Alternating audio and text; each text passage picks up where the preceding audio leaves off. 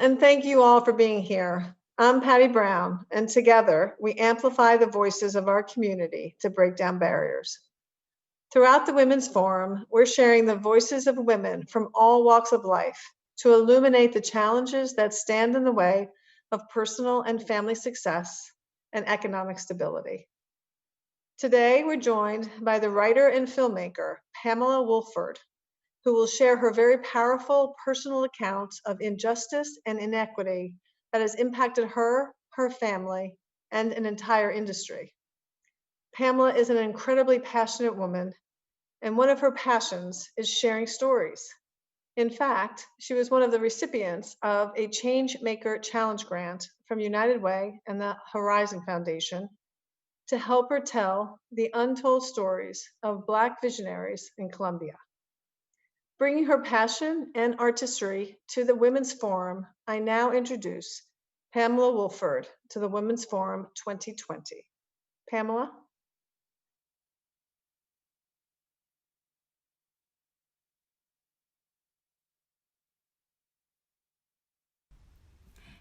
Hey, I'm speaking today from inside my family home.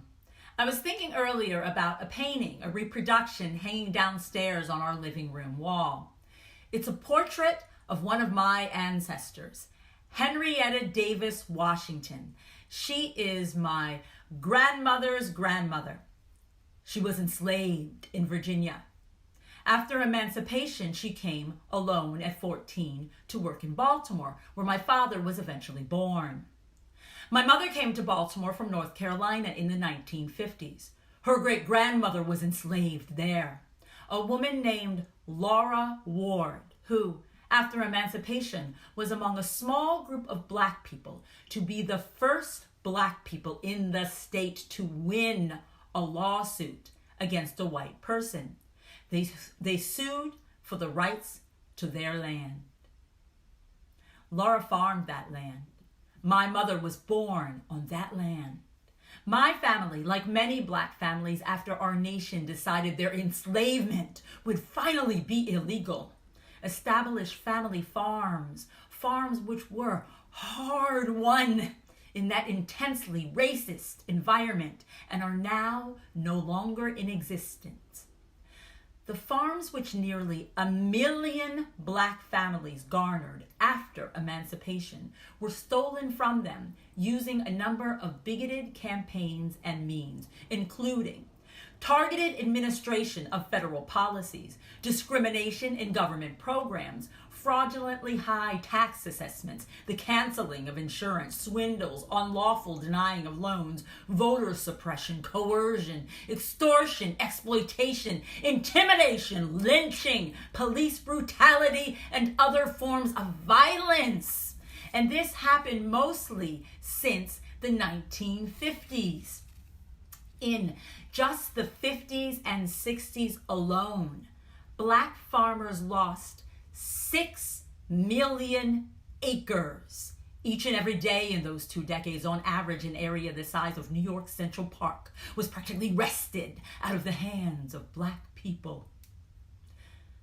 On my father's side, the son of the woman who was once enslaved, whose portrait hangs downstairs, my Uncle George, was a railroad porter. On my mother's side, my grandmother's brother, my Uncle Will, also worked for the railroads in the 1900s. After emancipation, sharecropping was often a continuation of enslavement through debt slavery. Many Black people sought to better their lives by performing labor in which they could earn tips, rather than living under the oppression of sharecropping, including working as barbers, servants, restaurant workers, and rail car porters. Many so-called employers did not pay the Black people who performed this labor, so the Black workers were only compensated by any money the customer wished to give them. This is in fact how tipping in America came to be commonplace, because white businesses did not think Black people should be paid. Two notorious examples of this were porters who worked for the Pullman Company, which supplied railroad companies with luxury cars, and restaurant workers in urban environments. In the mid-1800s, white people migrated from rural areas to cities to work in factories. These white factory workers were ill-treated by their employers and given sometimes just 15 minutes to leave the factory, get lunch, and return. They would get their lunches at establishments referred to as penny places. They were called penny places because the white workers would slap a penny on the table as a tip for the black workers who served them their food.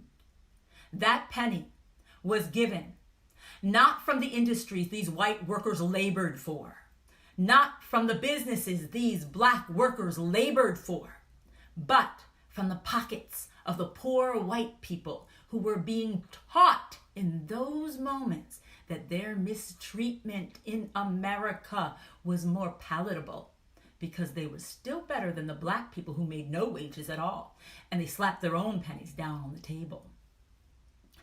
During enslavement, black people like me were purchased to force them to construct railroads in America. After emancipation, George Pullman, the founder of the Pullman Company, enlisted the labor of black people who had few options for survival to serve food, carry luggage, shine shoes, clean sleeping berths, and supply clean towels and linens in what were called Pullman rail cars. These black laborers would be known as Pullman porters and became highly respected in black communities. From what tips they made, they created savings, helping to build a black American middle class and helping to send their children and grandchildren to college just after enslavement. They started in the face of great adversity, the country's first black union, effectively negotiating over a period of years for better wages and working conditions and helping to pave the way for the civil rights movement decades later. Pullman porters endured mistreatment by racist passengers while supplying first-rate hospitality under abominable work conditions which prevailed for decades. They were made to work 400 hours a month or 11,000 miles, whichever came first, for $25 to $60 for the entire month, from which the porters themselves had to buy the sheets and towels they provided to the rail car travelers, the shoe polish they used to polish the travelers' shoes, and their own uniforms and meals. They were at times made to work 20 hours of shifts in a row and allowed only 1 to 3 hours of sleep at night while sitting upright, and only in the smoking car, and only if there happened to be no passengers in the car at the time. It was under these conditions that the Pullman Rail Car Company soon became the largest employer of black people in the United States. Railcar passengers condescendingly addressed each man who worked as a Pullman porter as George, rather than addressing him by his name. Because they were not paid any wage to speak of, the porters acquiesced to these passengers and endured the stress of often having to feign a grinning air of servitude in order to make the tips that would support them and their families.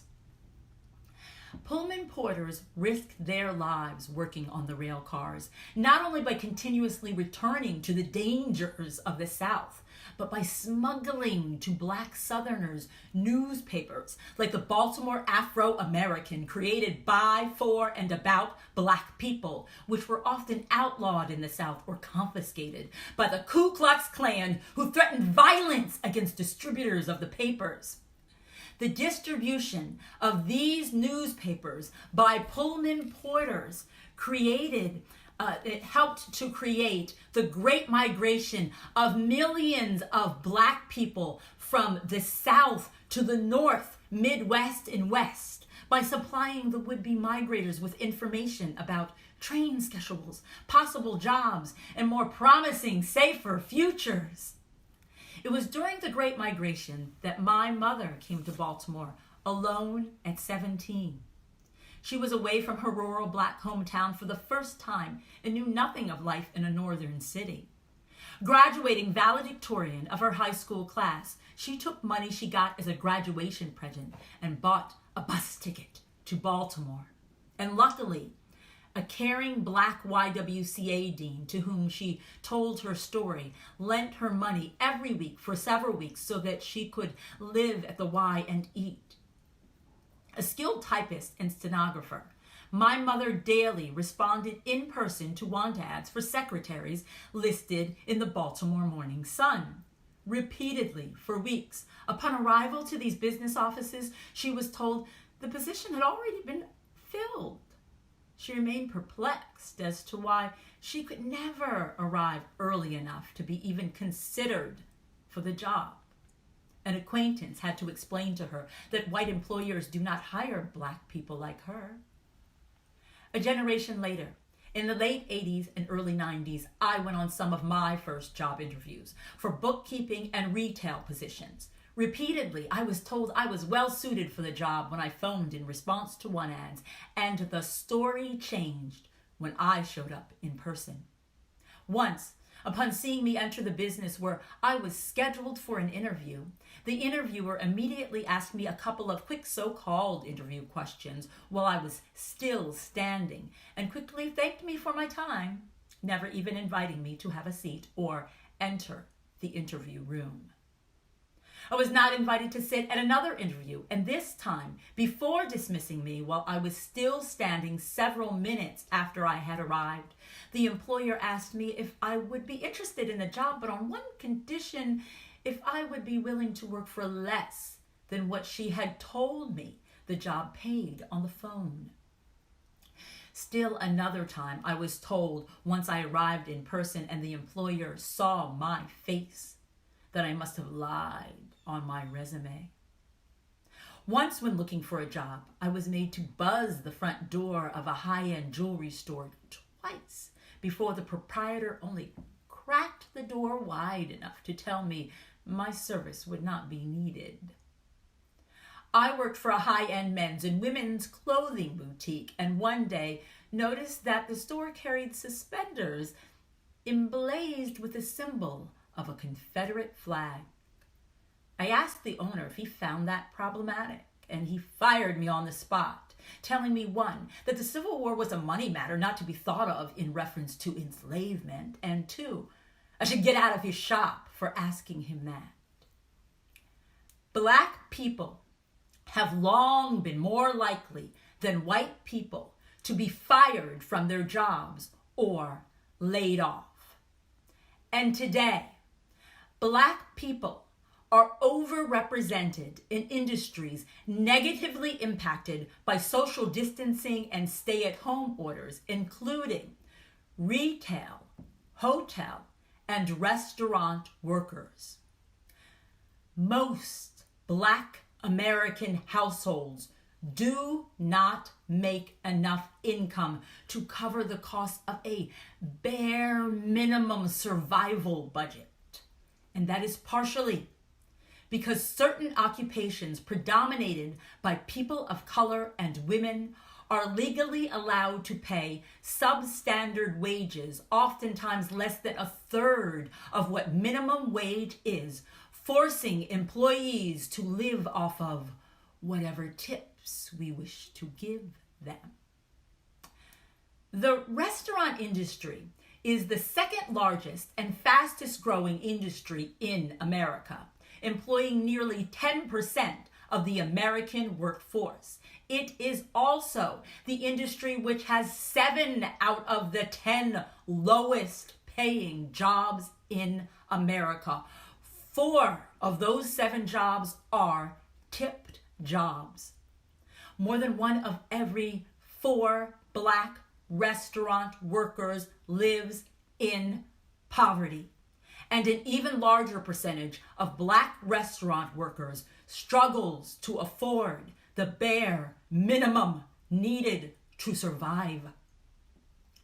The restaurant industry in America is a highly segregated industry, with white men disproportionately hired for higher paying jobs as servers and bartenders in upscale restaurants, and rarely being trapped in positions as bussers and runners at restaurants of any price points.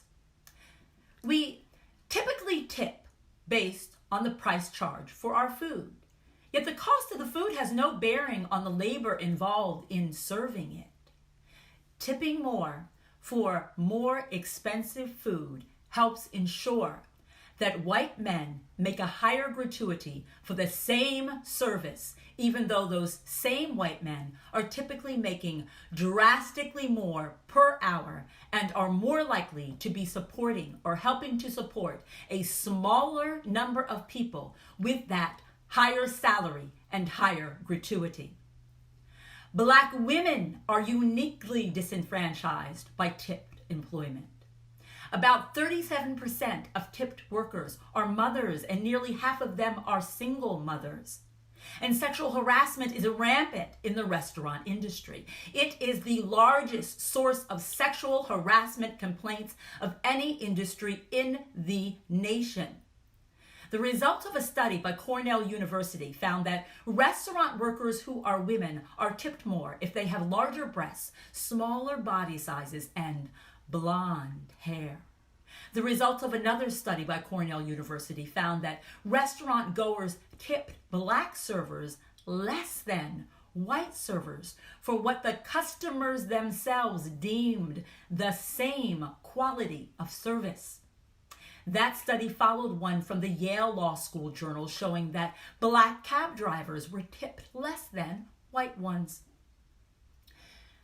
The same Southern legislators who opposed laws against lynching were effective in 1938 in ensuring that industries in which black workers were overrepresented, including domestic, hotel, and restaurant service, were excluded from laws mandating a minimum wage.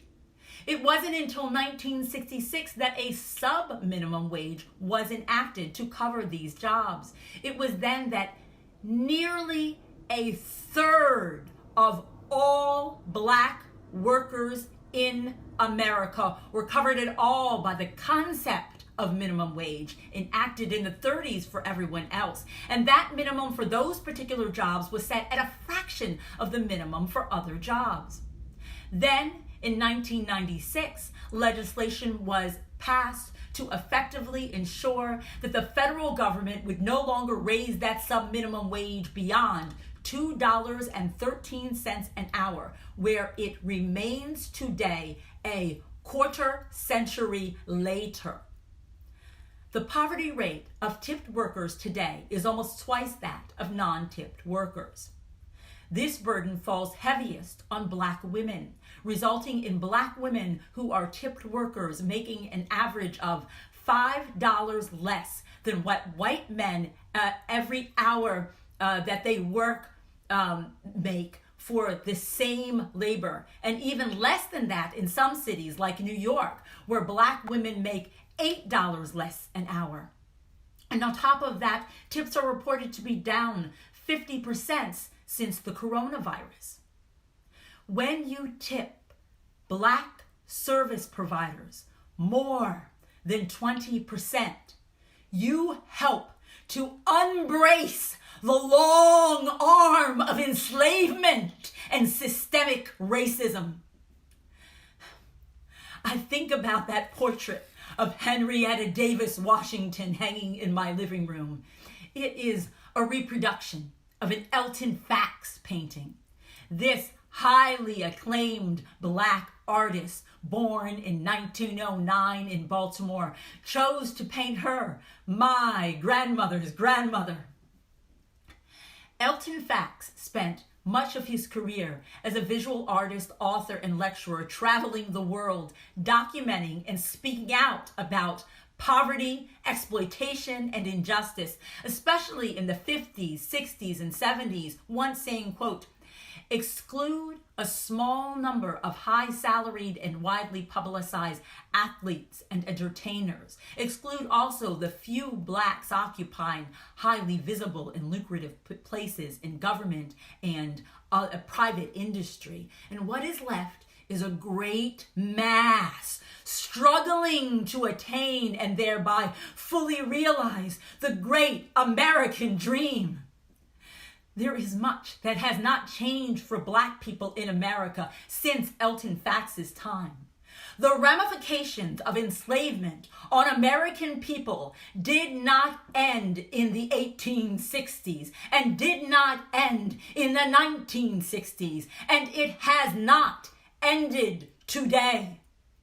The legacy of enslavement is like a runaway train, that only slows given continuous opposing forces imposed by people like you and me who are conscious of the fact that the train is still running. Think of it as each of us having our own car on that train, and together we have the power to change the direction of that train. If we each act individually, we become powerful together. Tip Black service providers more than 20% if you can. Thank you. Wow, that was so powerful. Thank you, Pamela, for opening our eyes to a legacy of inequity that continues to impact Black workers, and for breaking down barriers with your words.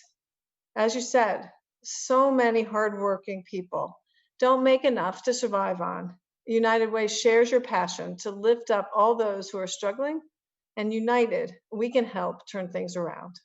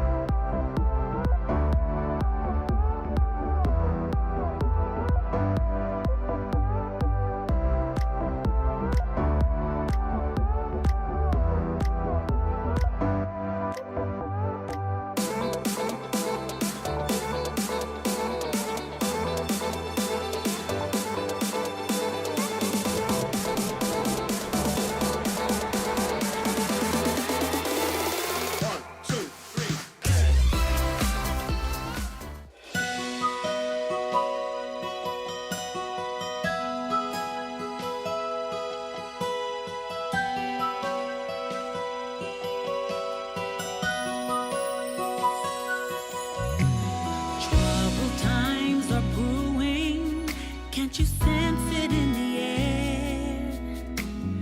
Help is needed, hearts are in despair. Yes. Frequent disappointments, lives turned upside down. Who will come and help turn things around?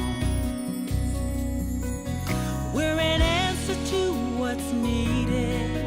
There is so much we can do, not on our own, but as one. Together, me and you. United we stand, united we are, the responders to the call. Together we hope, together we dream. We're a strong and mighty team. We will face every challenge with our heart, our hands, our will. United we stand, united we are, united we can. There is so much need, it's hard to miss. We can't ignore, we're built for this, for such a time as this. United we stand, united we are, the responders to the call. Together we hope, together we dream. We're a strong and mighty team. We will face every challenge with our heart, our hands, our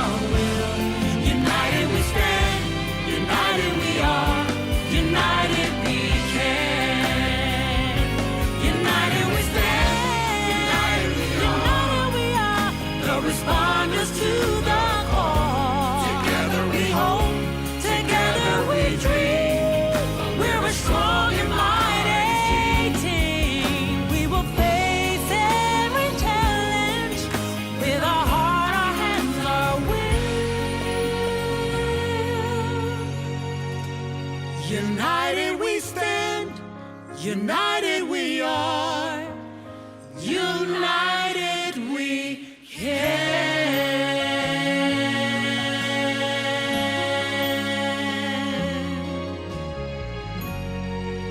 United we can.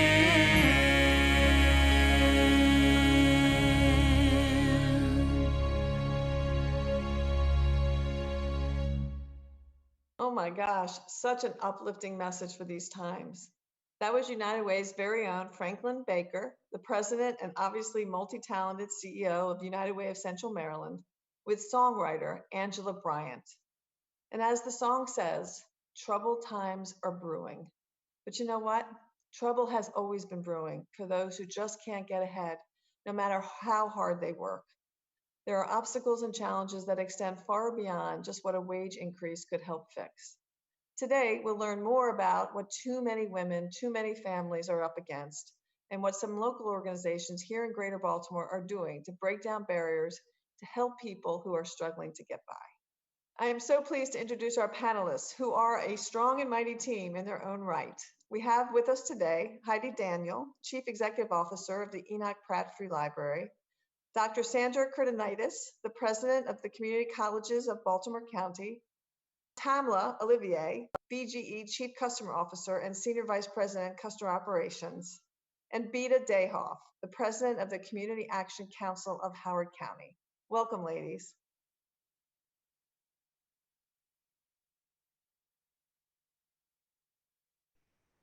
Before we begin, I have a question for each of you. Who is your Alice hero? Heidi, let's start with you.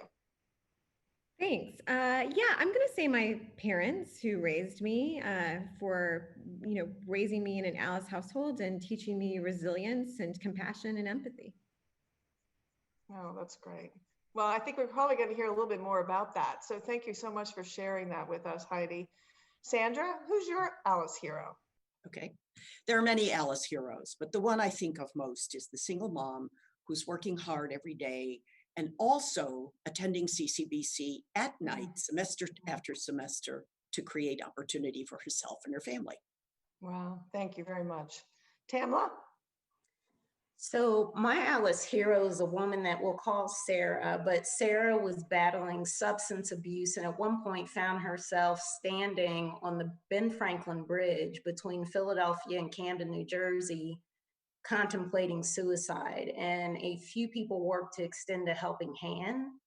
And she actually did the really heavy lifting to get herself back on track, get custody of her children again, and is thriving. And to me, a true hero and an inspiration. So anytime I'm having a bad day, feeling sorry for myself, I think about this warrior and I say, get a grip, you got it. Oh my gosh. Oh my gosh. So this is somebody that you know personally? Yes. Wow. Oh, thank you so much for sharing that. And Beta, who is your Alice hero? Yeah, my Alice hero are all of the frontline workers with young families who are juggling between their demanding jobs, going to school, teaching their children at home, and trying to keep their heads above the water. So many of them have parents that they're also taking care of. And in the midst of all this uncertainty, trying to stay healthy and safe themselves. My hat is off to them. Wow. Wow. Listen, we are going to have a great panel today. There's no doubt about it. Heidi, let's kick off this panel with you.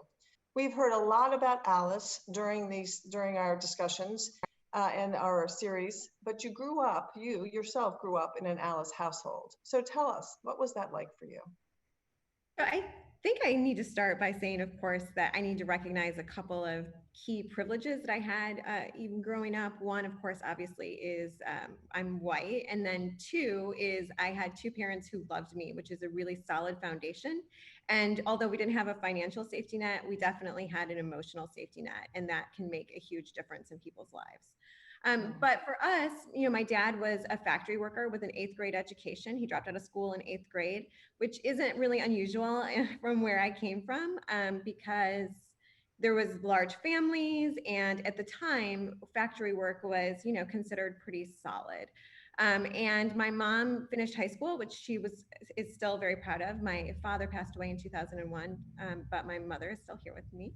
And she, had cleaned houses, worked in the school where I was going to school as a cafeteria worker. She worked in a hotel as a housekeeper. She cleaned individuals' houses. She worked in housekeeping in a hospital. So I saw my parents working hard my whole life to take care of me. And I'm adopted, and we grew up in, a little trailer park right in front of the refinery, right around the corner from the factory where my dad worked. So this is a pretty typical lower working class household that I was raised in, where at any moment, if my dad was laid off or went on strike, we would find ourselves, on government assistance or really struggling to just keep our heads above water on the day to day. But it was also a place where my parents focused very heavily on education and possibility. When they adopted me, my dad was functionally illiterate, and my mother, again, graduated from high school, but never loved school, but they wanted me to have this deep sense of love and appreciation of education. So I was really fortunate because from the time I can remember, my parents took me to the public library and introduced me to books and introduced me to the idea of, the world being full of windows and occasionally mirrors where, we can really see the possibilities for ourselves in other realms. So they really wanted to instill in me this idea that I could be more, and they really didn't know how to get me to college. It wasn't like that was a very common thing where I was living, but they figured the first place to start was just a deep love of school. So that's where they began, and it was the great gift. Heidi, how old were you when you were adopted? I was adopted as an infant. Yeah. So I, born in the 70s, so through Catholic Charities. So sort of the end of that time where, good Catholic girls gave their babies up for adoption in the early 70s. There wasn't really birth control or, family planning at that time. So I was at the end of that sort of boom, and as a child, so infant. Yeah. Well, you tell an interesting story that I think is a good reminder that it sounds like you actually had a very, functional growing up. You had parents that loved you, and that they did everything they could to support a life that you could thrive in. So that's really. Yeah. I'm very fortunate in that way. I think what's key to remember is just all the ways in which you really have to struggle to give that basic foundation. So it was never easy, right? So I have very clear memories of as a child of a lot of strife in our household and a lot of pain in our household because we weren't always entirely certain what was going to be happening in the future. At this time, factories are sort of collapsing in on themselves. There's clear uncertainty. My father had health issues. I remember very clearly being in the grocery store and my mom telling me to go look at the magazines because she was going to pay with food stamps and she didn't want anyone to see me standing with her while she did that. And I also very clearly remember, the first time someone called me white trash and what that felt like. I remember being really shocked. I was like, I'm a cheerleader. Like your economic status defined who you were in some ways. Wow. Thank you so much for sharing your story and making personal for us what so many deal with daily. Your love of reading, that's amazing. Your parents teaching you that, taking you to the library, obviously that's influenced your career.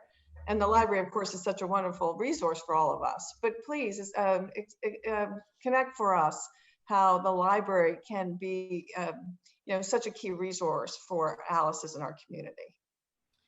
Yeah, so I think for me, it provides the foundation for enriching what you want to do, right? So we understand, and we've worked really hard to try to remove barriers for individuals. For example, we removed fines because we didn't want you to have to make the choice between the bus or the fines.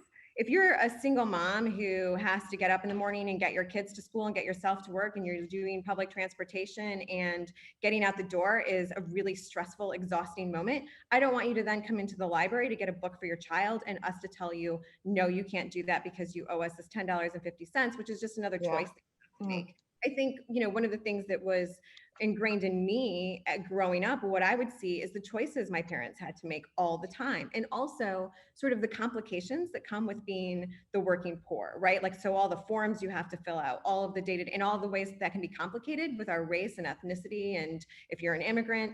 So we wanted to simplify that as much as possible. So at the Pratt, we've really worked to remove a lot of barriers that could get in the way of people accessing our services. And once we get you in the door, we've started everything from a program that offers a high school diploma completely online on your time for free. We will give you the scholarship for the classes. We will give you the Chromebook so that you have a device at home. We'll give you the hotspot if you need internet.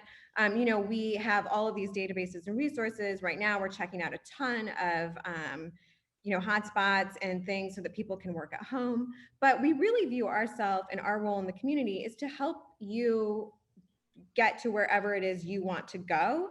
And our resources are free, and it's about access. Because one of the things that you have to remember is in households of the working poor in particular, in those ALICE households, there's not the same level of access that you see in a lot of middle class and upper middle class households. So there's not access to social capital, there's not access to financial capital, and a lot of that can mean there's not access to the resources you need to really redefine and move forward. And that's what the Pratt is here to do, is to work with our community partners and get those folks that need us, working in the direction they want to work in. Wow. Your parents must be so proud of you, and I'm sure that you regularly go back and think about your childhood and how it impacted your now obviously amazing career. So thank you so much for sharing that story. So let's turn to, I think it's Sandra next. Yes. Sandra, Heidi talked about the importance of education to her both personally as well as professionally. And as you know, one of United Way's key focus areas is education.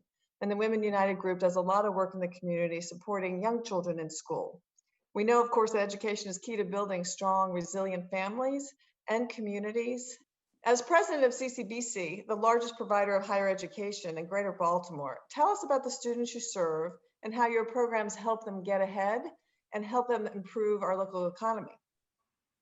Well, thank you. Those are great questions for me. And I want to say I really enjoyed hearing Heidi's story and her reflection of how she's connected with ALICE and how much they work at trying to serve the ALICE population. So I will say that CCBC and United Way really are two agencies joined at the hip. Our college is huge. We had 55,000 students last year, and so many of them truly are at the ALICE population level. We serve the most economically disadvantaged population, both within our region and actually across the state. So let me just give you a couple of statistics that I think will tie this together. First and foremost, average age, roughly 38.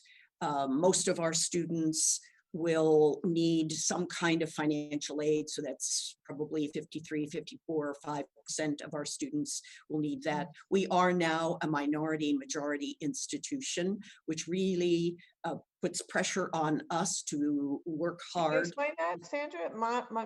Minority majority, yes. That means that roughly 53% of the students attending CCBC this year are minority populations. So largely 37% African American, about 8% Hispanic, about 7% Asian, and lots of mixed race students in between. And where that leads me is to say that on any given day, in one of our classrooms, whether we're virtual or in seat, you will find a welfare mom sitting next to a doctor's son. That's the continuum, economic continuum that we serve. And 61% of our students are women. And so, as you might expect, very, very strong programming in the health professions, for example, in cybersecurity. We have over 100 degree programs that we offer, but the place where I think we serve the ALICE population first and foremost is through roughly about 200 different short-term certifications.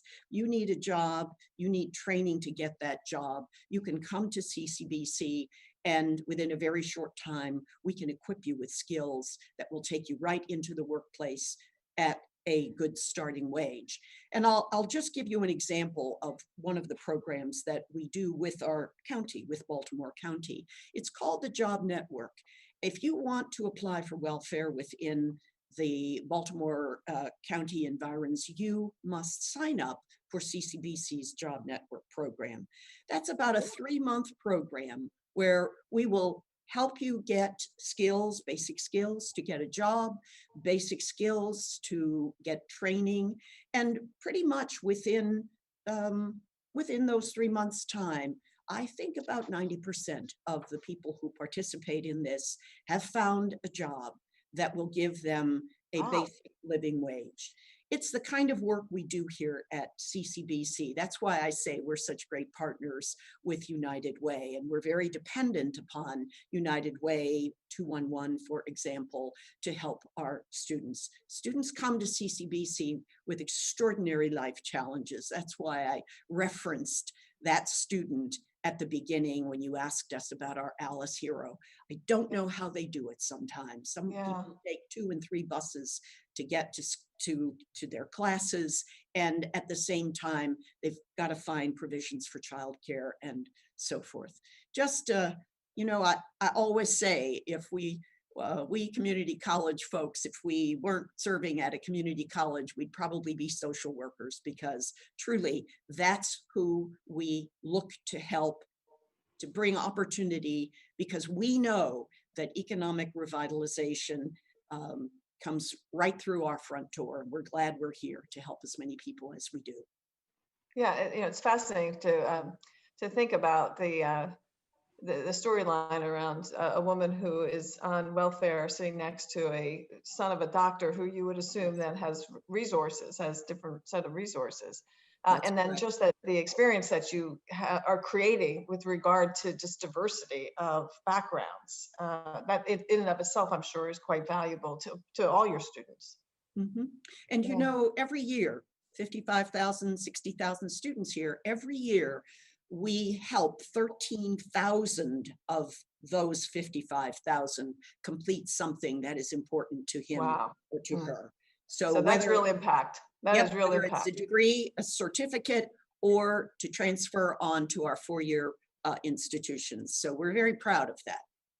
Well, just listening to that history and then thinking about the world that we're currently living in, you are really relevant at this point in time with regard to the challenges that the pandemic has introduced into our community. Can you talk a little bit about the specifics as to how you've addressed those challenges and Yes, helping students? thank you. I love the opportunity to tell our big story, Yeah. because last spring, when the college had to go dark on March 16, we had about 15,000 students in our credit classes, 4,200 withdrawals from people who could not handle the switch to remote or online learning. So that meant did not have the equipment, did not have high-speed internet, did not have the skill to be able to use those facilities, even if they did, and did not, in many instances, have a home environment. So I tell you that detail because what that said to us as we began to go through the summer and on to planning for the fall, we knew we could not disenfranchise that many students Wow. from Yeah. accessing what our college offers. So we experimented in the summer. We had most of our classes online, but we did about 70 right here on the campuses. We have 6 sites. So we knew that if we worked really hard at building the right kind of hygiene and safety protocols, we could actually offer in-seat instruction for people who needed them. And I'm really proud to say to you, our college is open. We may be one of the few 2 or 4-year institutions in this state who are actually open. Any service you need, you can come here and get it. But what we did was we tailored this to what I call an 80-20 measure. So 20% of our classes are online. I'm sorry, 20% of our classes are in seat. That's over 6 sites, 7 days a week, 24 hours a day. That means 80% of our classes are still remote or online, but we have about 4,000 students taking classes in seat. Wow. And we built the safety protocols to make it work for all of those who needed to come. So if you want to take a class, you need an advisor, you have to register, you can come to our campus and do it. But I want to just mention one other thing that was a big factor in our success. And that is we rolled out an aggressive tuition-free program this summer. We took every funding stream we had and we put it into one pot, totals about $35 million. And we have managed to give probably close to 50% of our students, maybe even a little bit more, have managed to get full tuition and fees covered, or at least full tuition or partial. We know we've made a difference for people who otherwise would not be able to access the incredible programming that we have here. Oh my Hard God. work. It was really hard work to do this, but we've done it. Wow. Well, there's no doubt you have job satisfaction. So good for you. Thank you so much for leading. And thank you so much for sharing that story. You know, I don't think we understand enough about these great, great stories and how our community assets are responding to, you know, obviously incredible challenges being faced, particularly by the Alice's of the world, as was referenced, right? We are privileged Right. ourselves. Yeah, it would be the and, Alice people who need to come to the college to be on site and sit in front of a teacher. Yeah. They can do Yeah. that. Wow. Well, that's so great. Thank you. Wow. Tamla, as we learned from Sandra, the pandemic is creating a whole population of people that suddenly can't pay for things they used to. And we know that people are falling behind on bills because their hours weren't what they thought, or they were cut, or whatever the challenges are, including just losing their jobs. So tell us what BGE is seeing and how your company is responding. Yeah, so for BGE, our Alice could be an employee, it could be a community member, it can also be our customer. And right now, from a customer perspective, we recognize that COVID is absolutely impacting people's ability to keep up, right? So you already had folks who were struggling day to day just to make it. And then you compound that with COVID and people losing their jobs and people for the first time ever having to ask for help and to get assistance that were not in that position a year ago. So what we're seeing is arrearages or past due balances have doubled since March to $80 million. That's significant. We have not seen the number of people who have those arrearages grow. So what that tells us is the people who are already struggling are struggling more, and then a few more folks who maybe were not in that position are now struggling. So very, very alarming numbers for us. What we did in early March, before the governor issued an executive order, we actually discontinued all terminations for customers. We also went down a path of reconnecting customers who had been previously disconnected. And we started communicating far more actively and aggressively with our customers to say, we're here to help. Please call us. Please reach out. There's energy assistance out there. We also have various payment options. The group that I get most concerned about is, as women, especially heads of household, we tend to take on a lot, right? And most of these women absolutely have a big S on their chest, and they usually make things happen. And what happens is you might not be raising your hand asking for assistance, because most of the time as women, we got it, right? We can take care of it. We can handle it. But I do think there's been some undue stress and burden and pressures being put upon people. Heidi, you talked about it. It is an administrative nightmare to even get assistance. So now I have to prioritize, am I getting energy assistance? Am I getting housing assistance? Am I getting food assistance? Am I getting, applying for unemployment, and that system is not working the way I expected it to? So I have to prioritize where I'm spending my time, effort, and energy just to keep food on our plates and be housed, right? And so energy is probably not one that people are prioritizing immediately, especially during the moratorium. So really concerned about that. The bottom line is OHEP has been very vocal about the fact that they have over $100 million in energy assistance. Can you tell us what It OHAP is is? the Office of, yes, it's the Office of Home Energy Programs. Thank you.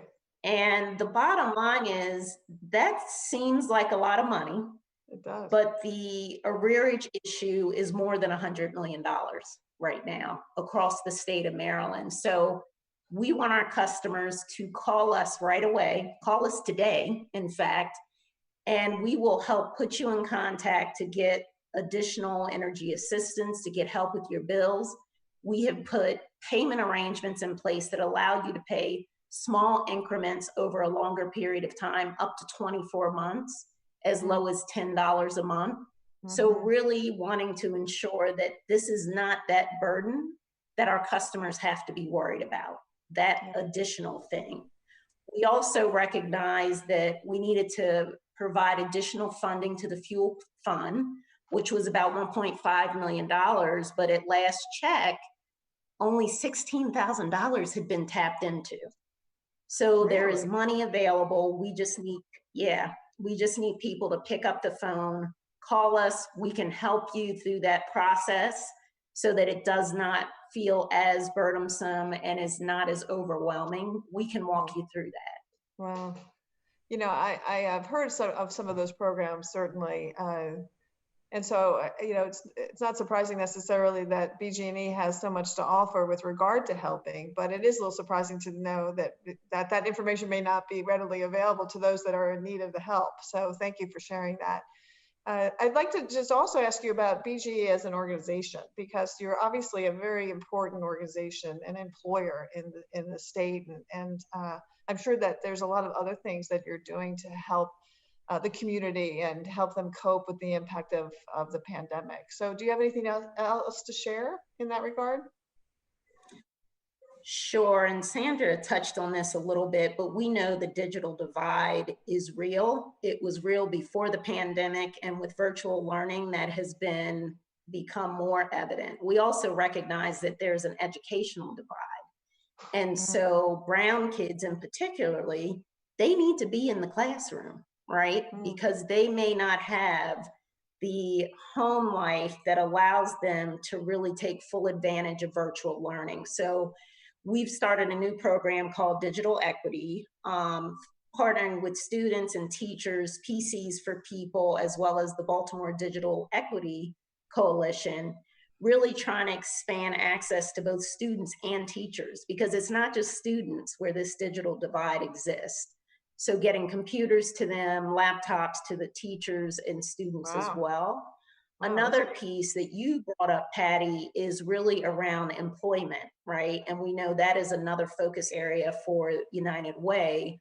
We have a smart energy workforce development program, and that's a joint effort with various local agencies, but also career technology schools.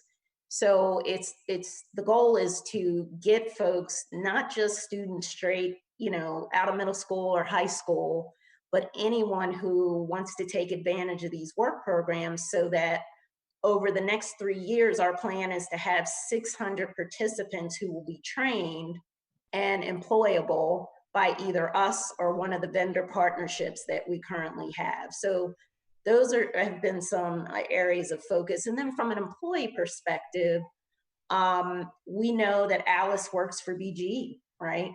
And so backup childcare and dependent care, so people aren't having to make a decision between taking care of my child and being gainfully employed. That was really important for us. We also recognize that during this time— Can you talk a little bit more about that? That's fascinating. Like how did you all think through that? Just really expanding partnerships, making sure that our parents knew exactly what was available in the way of childcare, subsidies, things like that, to kind of ease that burden of childcare. Because obviously we have first responders and essential employees that have to come to work, right? to keep your power on, to keep you safe and ensure everything is reliable, we still have a huge part of our workforce that actually is out in the field every single day. Yeah. So we didn't want them to have to be challenged with, you know, how am I taking care of my child and staying employed? So that was absolutely a focus. We also recognize that health issues during these times and mental health issues have become a little more pronounced. As well, we've seen some uptick in domestic violence. And so we actually hired full-time a health and wellness coach. And she is able to do one-on-one sessions with employees. She does group sessions. She will partner with us on connecting employees to the right resources. We also have an employee assistance program that will connect you to mental health services, wellness services. If you need legal help, it will connect you to that as well. So really just what are we offering to make sure that our customers as well as our employees were able to focus on kind of the whole person, not just one aspect. Yeah, thank you for pointing out that so many of our wonderful employers in the state do indeed have ALICEs as employees, and so I'm sure it's true that the programs that you just described are probably more relevant in the pandemic, but they're necessary all the time. That's right. And I know that BG is a leader in that regard. So thank you for sharing all those details. I want to just ask you one more question, Tamala, and that is that I know you're involved as a board member in other roles with a number of local not-for-profits that help people. One of them is Catholic Charities, which I've also been on the board and been involved there. My Sister's Place, I believe, is an organization that you are familiar with and work with. In fact, the video we shared of the Women's United work in the community was filmed at My Sister's Place. So from a leadership perspective, can you tell us why civic engagement is important to you and what it brings to your work at BG&E and what it brings to you as a satisfied woman in our community? I feel like we have all of these hidden gems across Baltimore that are really working to uplift all communities, and we don't always get to highlight those organizations and highlight the impact that they're actually having on people's lives, like every single day. And so for me to be part of even just a little part of lifting up communities and partnering with these phenomenal organizations, My Sister's Place in particular, I feel like is this hidden gem right across the street from the library. And they serve meals every single day, 3 meals a day to women and children, which is phenomenal. But that's not all they do. They have case management services that will put you in contact from anything from healthcare to mental health to social services. They will help you get a license or state ID or social security card, which most of us maybe take for granted. We have upstairs somewhere in a cabinet or on a desk. But if you don't have these things, it prevents you from getting aid and assistance and or a job or housing. And so it's a big deal. And they are able to help women really get back on their feet, which I think is phenomenal. So for me, it's just a blessing to be part of organizations that are doing these wonderful things to help people across the board. Tamala, thank you so much. And you absolutely are right. We have a lot of hidden gems in our community, organizations that are committed to meeting the needs of our neighbors. So I appreciate that. And we have one of those hidden gem representatives here today. So Vida, you are with the Community Action Council of Howard County. So tell us a little bit about your work and how that work creates opportunity for the ALICEs of the world, but also some of the barriers that you've seen as you do your work in serving that population. Yeah, thank you so much for the opportunity. Community Action Council is the designated anti-poverty organization in Howard County, and our mission is to diminish poverty, enable self-sufficiency, and advocate for low-income families. So the question on the table would be, well, how do we accomplish our mission? We do that in a couple of ways. First and foremost, by delivering 4 core services to families who are struggling.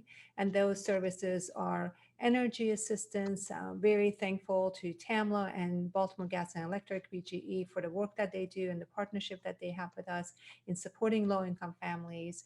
We provide food assistance through our food bank and 14 other pantries that we have here in Howard County, realizing that not everybody can access our corporate food bank area, and some people just feel comfortable going to their local churches or local communities. So we provide the food to those pantries so that they can distribute it to their clientele right here in Howard County.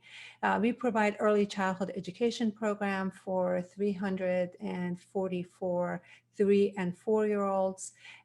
We have 4 centers, 4 Head Start centers, and which are nationally accredited and also accredited by Maryland State Department of Education.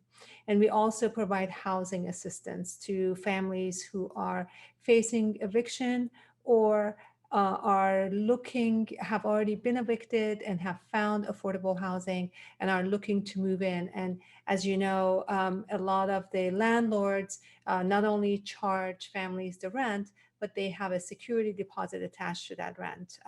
Sometimes a month worth of security deposit, or sometimes 2 months worth of rent for the security deposit. And families who are struggling to really get by don't have a month or 2 months of savings to be able to put roof over their heads. So we support them with that. So organizationally, we really have 2 approaches. One is stepping in the time of a family's crisis and eliminating that crisis. And then our other approach is a full whole family approach, the 2-generation approach, where, because we know poverty does not end with one-time assistance for eviction, prevention funds, or energy assistance or food assistance. The only way we can end poverty, the only way we can help a family move up the Maslow of hierarchy of need is to really bundle these programs and to focus not just on the child, but also on the parent. So for the families who are in our early childhood education program, we are sometimes very lucky to have the kids for 2 to 3 years. And then we work with the parents, most of the time, single mom with multiple children under the age of 5. And we work with them to for rental assistance, energy assistance. So we combine all of the programs that we have. They receive food and rent subsidy and energy subsidy, and their child is in a high quality early childhood education program. And then we know that most of the families get in trouble because they haven't built any assets, because many of the moms or families that we serve, they have not finished high school, or they don't have a higher education degree. So we focus them on their own goals that will help them through this path to self-sufficiency. We call this a Dream Savers program. We partner with the families, and as we are subsidizing some of the costs that has been challenged for them, early childhood education, energy, food, housing, we ask them to start saving.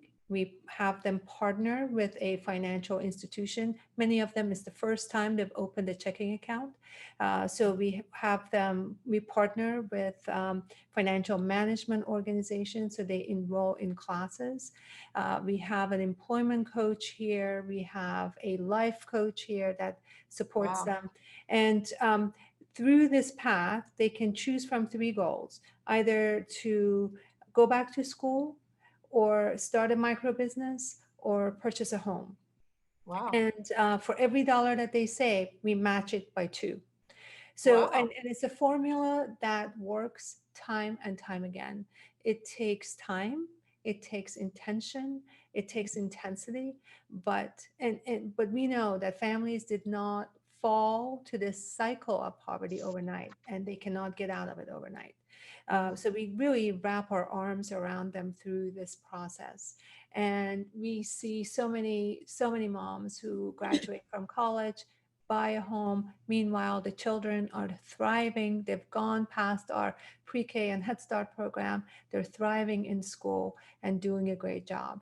So really, again, organizationally, we try to address the cyclical pattern of poverty and the generational poverty, if somebody is born in it, and then the situational circumstances that come up because, as we've been talking about, in Howard County, there about 24% of our population is the ALICE population. And you asked about challenges, the challenges that many of those families are not eligible for traditional government fund programs of assistance. So we have to find different means of supporting them because they're struggling no less. Yeah, I think that's a data point that I think people may not understand, that more than a third, I think, of households that live in Howard County can't afford the cost of living there. And so I love the bundled and family-based, family approach. And it sounds like you keep your clients with you for a period of time to really move them through, hopefully from barrier to barrier. Just give us a few highlights about how your work has been tweaked or changed or required different focus in view of the pandemic. Yeah, that's a great question. I mean, everything has changed in our world. We went from being a really traditional service provider face to face in the office to having to go virtual very quickly. Our early childhood education program, we have 4 schools, as I said, they closed on March 16th. By mid-April, we had online learning and virtual learning for the little ones at home. And interesting that we've been talking about the digital divide. We provided tablets for all of our students because we knew that they were going to be challenged if we didn't. And we made sure that they all had internet connection at home so that they can partake in the virtual learning opportunity that was being provided to them. But what we saw was that the digital divide really does not close by providing somebody a tablet or even internet connection. Parents needed support, needed translation, needed to be coached. That's for sure. And Isn't that true? Yeah. And then once the school opened and the school-age siblings went back to school, those tablets for the 3 and 4-year-olds were no longer available to the 3 and 4-year-olds. So we have found our way through this process and have put in play different solutions for the problems as they have presented themselves. And that's been an interesting learning experience for us organizationally as we look at removing barriers. Families don't have to come to the office to apply for energy assistance or housing assistance. They can now, for those who have access, they can do that through the internet. We held up. Is there a story of someone the Community Action Council served that stands out in your mind, a person or a family? Oh, sure. We have a family who came into our program with 2 little ones, a 4-year-old and a 3-year-old. They both enrolled in our Head Start program, and mom was not working at the time, and dad had a part-time job.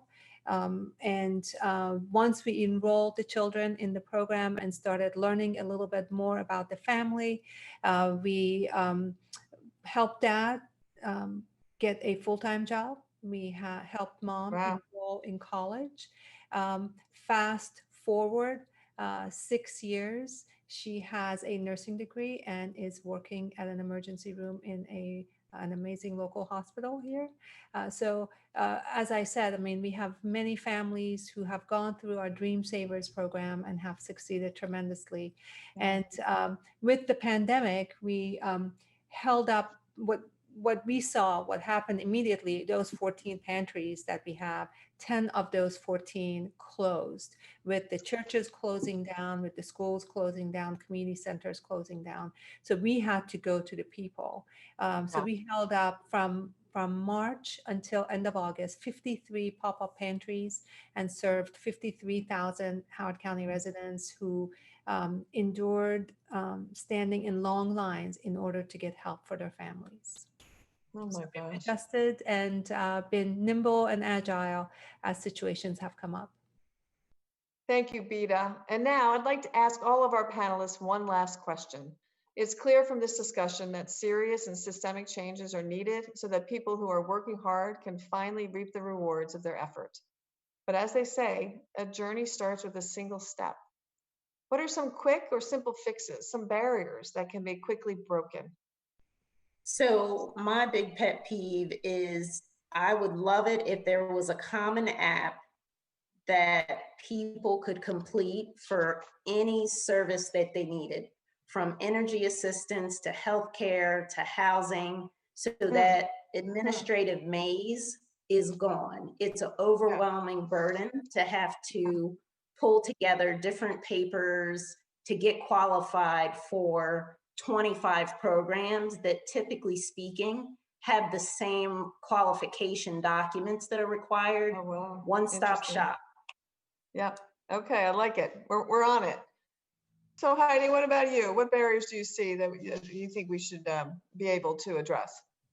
Yeah, so I'm going to echo that. Let's start taking the work out of being the working poor. I think it's unfair, to say the least, that we expect so much of people who are already in situations of struggle and who are indeed working hard just to maintain a sort of basic level of prosperity, or prosperity is too strong of a word, a basic level of living. I think the other thing that we can all do right now is look at our ways that we interact with one another and remember that you don't know what it took for the person across from you to be there today, right? So I try to remember that whenever I'm having interactions with my staff or the public. I don't know what it took for them to get to the table across from me. And if I can show just a basic level of human compassion and respect, I've probably already gone a long way in improving their day at the very least. Wow. Oh, listen, goosebumps. Couldn't agree with you more. It's so lovely. Thank you. Sandra, how about you? Barriers? Yeah. Solutions? I'm impressed by the words of our panelists today, and it gives me great pleasure to make sure our college is a resource right there to be helping. I'm also very touched by the words that we just heard. And if I would add anything, and I like Tamla's idea of an app through which we could coordinate all of this, but that's probably not going to happen too soon. But I'd love to suggest, as we look to work with our people, looking through the lens of the people we have to serve. That's, I think, what both Tamla and Heidi were suggesting. And you're right, a journey of 1,000 miles begins with the first step. And it'd be nice if we could get people to just pick up the phone, and we, each of us, would be there to help with a smile on our face and a smile in our heart. Yeah, sounds like that first step is compassion. So thank you again for that. And Beta, we'll end with you. What barriers are you losing sleep over every night because you know you can knock them down? I would say to get rid of some of the barriers would be to live by the golden rule, and for employers to provide flexibility and create a culture that is more understanding and empathetic about the circumstances of a person's life. Treat people like we want to be treated. Thank you so much to Heidi, Sandra, Tamla, and Beta for sharing your great insights and your stories with us. It was a great conversation. We learned so much. And thanks everyone for joining us today for our third session of the Women's Forum 2020 Digital Series. We look forward to seeing you next week for our final session, where we will talk with New York Times bestselling author Stephanie Land. the author of Made, Hard Work, Low Pay, and a Mother's Will to Survive. We're building a powerful network of those who are committed to helping people in our region who don't earn enough to afford basic needs and to highlight the barriers and challenges to financial stable lives so many hardworking people face. I'm challenging you to take our 21-day Barrier Breaker Challenge. That's right, take one action a day for 21 days to help hardworking people who are struggling to get by. We've been sharing some ideas throughout this session, but here's a few more.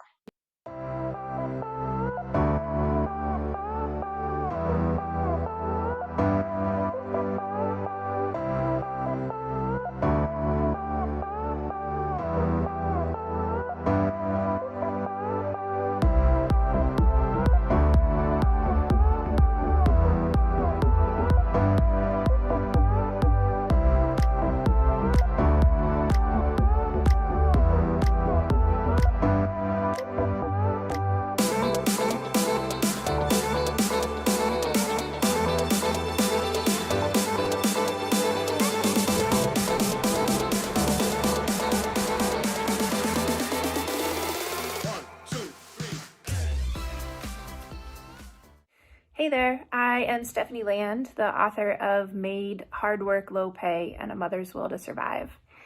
I wrote my book because I wanted to shine a spotlight on the hardworking people in our country and those who are working 1, 2, or even more jobs just to struggle to get by. And I'm not talking about only the 2.5 million domestic workers, but the members of the service industry and the people who take care of our kids in daycares and when they go to school. These people have a job that's essentially to make our lives easier, and we're failing them by not paying them a living wage. And I hope that and want those invisible, forgotten people and their stories to come to light. Change isn't going to happen until we see each other and hear each other and grow in compassion for our fellow human beings. Please join me at the United Way Women's Forum to learn about how you can bring the invisible to light and help the overworked and underpaid. I'll see you then.